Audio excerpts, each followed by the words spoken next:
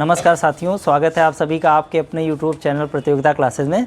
हम लोग 10th NCERT book solve करना शुरू किए थे। इसमें हम लोगों ने तीसरे चैप्टर तक पहुंच गए थे। तीसरे चैप्टर की आज थर्ड एक्सरसाइज शुरू करना है, मतलब थर्ड चैप्टर की थर्ड यानी 3.3 एक्सरसाइज आज सॉल्व कर रहे हैं। इसमें हम लोगों को एलिमिनेशन मेथड यानी विलोपन विधि से इस क्वेश्चन को सॉल्व करना है। जैसे पिछले एक्सरसाइज में क्वेश्चन दिए थे वो सब सब्स्टिट्यूशन यानी प्रतिस्थापन विधि से सॉल्व किए थे। सेम वही सारे क्वेश्चन, सेम वैसे ही सारे क्वेश्चन होंगे, उन सबको आज हम एलिमिनेशन मेथड से सॉल्व करेंगे। आइए साथियों, हम लोग पहला प्रश्न देख रहे हैं। इसमें हमको क्या करना है कि एक इक्वेशन की वैल्यू, एक इक्वेशन से x या y की वैल्यू दूसरी इक्वेशन से मैच करा देना है। कहने का मतलब यहाँ पर x का कोफिशिएंट क्या है 2, यहाँ पर x का कोफिशिएंट 1, यहाँ पर y का कोफिशिएंट 3 और यहाँ पर y का कोफिशिएंट 1। जब कुछ भी नहीं लिखा मतलब 1 लिखा है, तो किसी भी कोफिशिएंट की वैल्यू सेम नहीं है, पर हमको किसी भी एक डिजिट से मल्टीप्लाई करके सेम कर लेना है। या तो x सेम कर लेना है या तो y का कोफिशिएंट सेम कर लेना है। ये हम पर डिपेंड करेगा कि हम किसकी वैल्यू सेम कर रहे हैं। ठीक, हम क्या करेंगे, इसको हम मान लें कि समीकरण 1 है, इसको मान लें समीकरण 2 है, तो आप लिख दीजिए समीकरण 1 को 2 से गुणा करने पर आप इंग्लिश में लिखेंगे multiply equation first multiply by 2 है ना। इंग्लिश में आप लिखेंगे इक्वेशन फर्स्ट मल्टीप्लाई बाई 2। ठीक, इस प्रकार यानी समीकरण 1 को 2 से गुणा करने पर। ठीक, ये आपको लिखना है। समीकरण 1 को जब आप 2 से गुणा करेंगे तो देखो 2x प्लस 2y, और जब 5 को गुणा करेंगे तो 5 दूनी 10। देखिए इसको मान लीजिए समीकरण 3। एक इक्वेशन को किसी से मल्टीप्लाई करके बराबर कर लेंगे। अब देखो यहाँ 2x देखो मैच कर गया कि नहीं, इसीलिए हमने 2 से मल्टीप्लाई कराया। अगर y को मैच कराना होता तो फिर 3 से गुणा करा देते। ठीक, अब सुनना, अब हम लोग समीकरण 2 और 3 को आपस में घटा लेंगे। तो सुनना ध्यान से, आप लिखेंगे इक्वेशन थर्ड माइनस 2 करने पर। ठीक, मतलब समीकरण 3 को 2 से माइनस करने पर ना, इस प्रकार आप लिखेंगे ना, सब्सट्रैक्ट फ्रॉम इक्वेशन 3 है ना बाई 2। ठीक, मतलब समीकरण 3 को 2 से घटाने पर। अब हम घटा रहे हैं तो देखो 3 लिखी हुई है 2x plus 2y is equal to 10, और वो कितनी लिखी थी 2x minus 3y is equal to 4।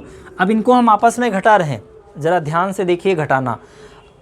ये वेरिएबल हैं, इनको देखो हम कैसे घटाते हैं। जब भी इनको घटाना होगा इनका साइन चेंज कर लेंगे। यहाँ कुछ भी नहीं लिखा है, मतलब कौन सा साइन है प्लस, तो फिर यहाँ पर कर दीजिए माइनस। यहाँ क्या लिखा हुआ है माइनस, तो यहाँ कर दीजिए प्लस। यहाँ कोई साइन नहीं है मतलब प्लस है, तो यहाँ कर दीजिए माइनस।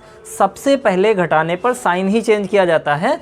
9th में आपको पढ़ाया गया होगा दूसरे चैप्टर में। अब देखिए जब आप 2x से 2x माइनस करेंगे ये घट गया।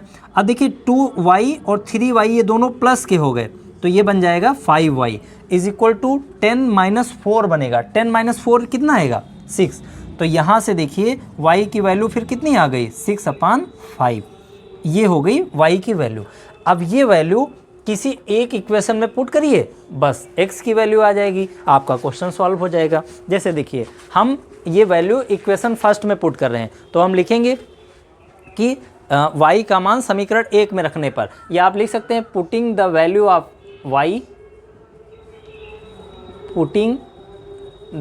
ऑफ y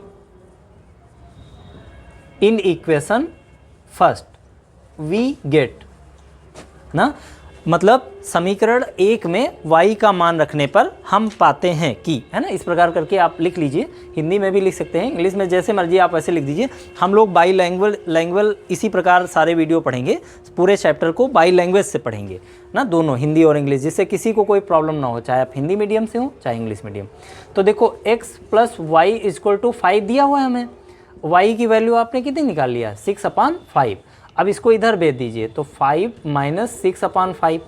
अब देखिए इसको सॉल्व करना है। 5 मल्टीप्लाई 25 से 6 माइनस करेंगे तो कितना आएगा 19/5, यही हमारा x का मान हो गया। इस तरह से ये भी क्वेश्चन हम लोगों ने सॉल्व कर लिया है। ठीक है, तो आइए अब हम लोग आगे बढ़ते हैं। आइए साथियों, हम लोग पहले क्वेश्चन का सेकंड पार्ट देख लेते हैं। इसमें हमको ये दो इक्वेशन दी हैं और इनके x के कोफिशिएंट या y के कोफिशिएंट को बराबर करना है। तो देखो, अगर x को बराबर करोगे तो इसको 3 से मल्टीप्लाई करना पड़ेगा और इसको 2, क्योंकि इसके पास 3 है, इसके पास 2 है। तो इसको 3 से मल्टीप्लाई करा दीजिए, इसको 2 से मल्टीप्लाई करा दीजिए पूरी इक्वेशन को, तो इसके पास भी 6 हो जाएगा, इसके पास भी 6 हो जाएगा। लेकिन हम ये नहीं करेंगे क्योंकि दोनों को मल्टीप्लाई करना पड़ेगा। हम ये देख रहे हैं कि y का यहाँ पर बराबर करना आसान है। कैसे?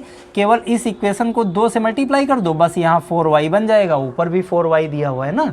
यानी इस इक्वेशन में हम समीकरण 2 को किससे गुणा करा देंगे? 2 से गुणा करा देंगे ना। तो आप लिखेंगे multiply by 2 in equation second, है ना। यानी समीकरण 2 को 2 से गुणा करा दीजिए। तो समीकरण 2 को जब आप 2 से गुणा कराएंगे तो ज़रा ध्यान दीजिए, 2 को इसको गुणा कराएंगे तो 4x आ जाएगा, और जब इसको 2 से मल्टीप्लाई करेंगे 4y आ जाएगा, और जब 2 से इसको मल्टीप्लाई करेंगे तो 4 आ जाएगा। और ऊपर वाले आप देखो, इसको मान लीजिए इक्वेशन थर्ड। ठीक, आप देखिए, अब इक्वेशन थर्ड से सेकंड को फर्स्ट को माइनस करा दीजिए। ठीक, मतलब सब्सट्रैक्ट फ्रॉम इक्वेशन 3/1, है ना।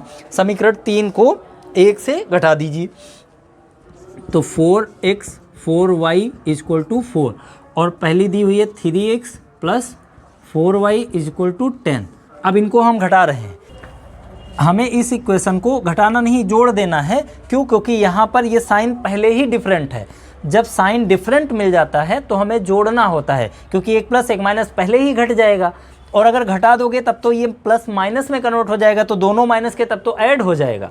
इसीलिए जब ये डिफरेंट हो तो प्लस किया करो।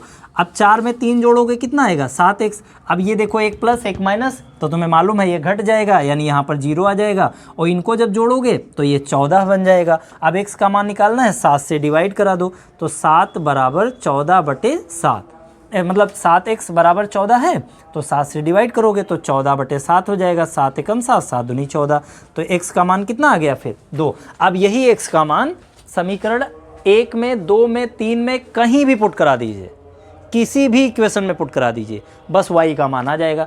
तो हम एक काम करते हैं, फर्स्ट में ही हम लोग पुट कर लेते हैं, 3x plus 4y equal to 10 दिया हुआ है, इसमें ही हम लोग पुट करते हैं। तो 3x का मान निकाले हो 2 प्लस 4y इक्वल टू 10, इनको मल्टीप्लाई करोगे 6, 4y इक्वल टू 10, 6 को इधर भेजो तो 4y इक्वल टू 10 माइनस 6, तो ये कितना बनेगा?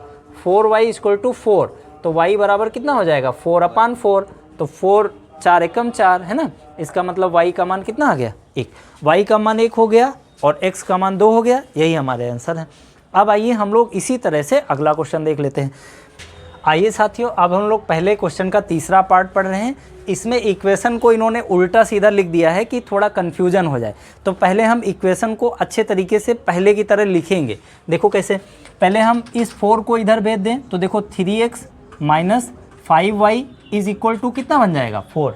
ये देखो इक्वेशन पहले जैसी बन गई। इसको आप मान लीजिए इक्वेशन फर्स्ट। इसी प्रकार इसको अब हम चेंज करते हैं, तो देखो 9x और इस 2y को इधर ले आओ, तो 2y इज इक्वल टू 7। ये देखो दोनों इक्वेशन को हमने सिंपल फॉर्म में कन्वर्ट कर लिया है। अब हमारा काम क्या होता है, या तो x की वैल्यू को बराबर कर लें या तो y की वैल्यू को बराबर कर लें। तो यहाँ पर किसको सेम करना आसान है? नहीं, मतलब x की वैल्यू को सेम करना आसान है कि y की वैल्यू को सेम कर? हाँ, x की वैल्यू सेम करना आसान है। क्यों? क्योंकि 3 को अगर हम 3 से गुणा करा देंगे तो देखो 9 सेम हो जाएगा, लेकिन इसको अगर तुम बराबर करोगे ना, तो इसके पास 2 है, इसके पास 5 है, तो इसको तुम्हें 5 से गुणा कराना पड़ेगा और इसको 2 से गुणा कराना पड़ेगा, तो 5 दूनी 10 वहाँ भी बन जाएगा, 5 दूनी 10 यहाँ भी बन जाएगा। यानी कहने का मतलब इसमें दोनों इक्वेशन को मल्टीप्लाई कराना पड़ेगा। और जबकि x को अगर बराबर कर रहे हो तो केवल इक्वेशन फर्स्ट को 3 से मल्टीप्लाई करा दो, हो गया काम। ठीक, तो हम लिख रहे हैं इक्वेशन फर्स्ट को मल्टीप्लाई करना है किससे? 3 से। तो लिखेंगे समीकरण 1 को किससे गुणा करने पर? 3 से गुणा करने पर। ना, multiply by 3 in equation first, है ना, 3 से इक्वेशन फर्स्ट को गुणा कर। देखिए जरा, अब इसको जब आप 3 से गुणा करेंगे तो देखो 3 से इसको गुणा करोगे तो कितना बनेगा 9x, इसको जब 3 से गुणा करोगे तो कितना बनेगा 15y, इसको जब 3 से गुणा करोगे तो कितना 3 चौक 12। ये देखो बन गई इक्वेशन, इसे आप थर्ड मान लीजिए। अब आप लिख दीजिए समीकरण 3 को किससे घटा दें, 2 से घटा दें। देखो समीकरण 3 को 2 से घटा दीजिए, ये 3 है ये 2 है, इनको आपस में घटा दीजिए। जैसे ही आप घटाएंगे तो 9x खत्म, y के टर्म में हमारा आंसर आ जाएगा। आइए देखते हैं, 9x minus 15y equal to 12, 9x minus 2y equal to 7। ज़रा ध्यान से समझना, अब हम घटा रहे हैं तो साइन चेंज करना पड़ेगा। देखो यहाँ कुछ नहीं मतलब प्लस है तो माइनस हो गया, यहाँ माइनस है तो प्लस हो गया, यहाँ कोई साइन नहीं है मतलब प्लस है तो माइनस हो गया। ये दोनों खत्म, क्योंकि प्लस का 9 माइनस का 9 घट गया, खत्म। अब देखो ये माइनस का 15y और ये प्लस का 2y, एक प्लस एक माइनस घटेगा, तो 15 से 2 घटाओगे कितना आएगा 13। लेकिन साइन किसका लगेगा, जो बड़ा है 15, इसका मतलब माइनस का साइन लग गया, क्योंकि उसका साइन 15 था, माइनस था। अब देखो 12 से 7 घटाओगे तो कितना आएगा भैया, 12 से 7 तो 5 हो गया। ठीक, अब देखिए y का मान चाहिए तो डिवाइड करा दीजिए 13 को, तो y बराबर फिर कितना आ जाएगा, देखो 5 बटे माइनस का 13, यानी इसको आप लिख सकते हो -5/13, ये y का मान हो गया। ठीक, इस प्रकार से ये y का मान। अब y का मान किसी एक इक्वेशन में पुट करा दीजिए, तो हम पहली ही इक्वेशन में रख लेते हैं। तो y का मान समीकरण किसमें, 1 में रखने पर, ठीक देख लेना, तो समीकरण 1 में रख रहे हैं 3x माइनस 5, और y का मान कितना आया है -5/13 इक्वल टू 4। देखिए 3x माइनस, अब 5, अब देखो माइनस माइनस गुणा होगा प्लस, 5 गुणा होगा 25/13 इक्वल टू 4। अब इस पूरे को इधर भेज दीजिए आप, तो 3x इक्वल टू 4 माइनस 25/30। अब इसको हम लोग सॉल्व करते हैं, 13 को 4 से मल्टीप्लाई करिए ना, तो 13 चौको 52 माइनस 25/13। देखो ये हमने क्या किया है, 13 चौको 52 माइनस 25/13 ना, तो 13 चौको 52 माइनस 25/13। अब इसको थोड़ा और सॉल्व कर लीजिए, 52 से जब आप 25 को माइनस करेंगे तो 27 आएगा, तो 27/13 कटेगा है नहीं, यही आपका आंसर हो जाता। लेकिन ये अभी नहीं है, क्योंकि बराबर में x नहीं 3x चल रहा था, बराबर में x नहीं 3x चल रहा था, तो 3 से भी तो डिवाइड होगा, तो 3 यहाँ पर आ जाएगा, और ये 3 इसको कैंसिल कर देगा 9 बार में ना, 3 9 27, तो ये तुम्हारा फाइनल आंसर होगा 9/13। इस तरह से ये क्वेश्चन भी सॉल्व हो गया।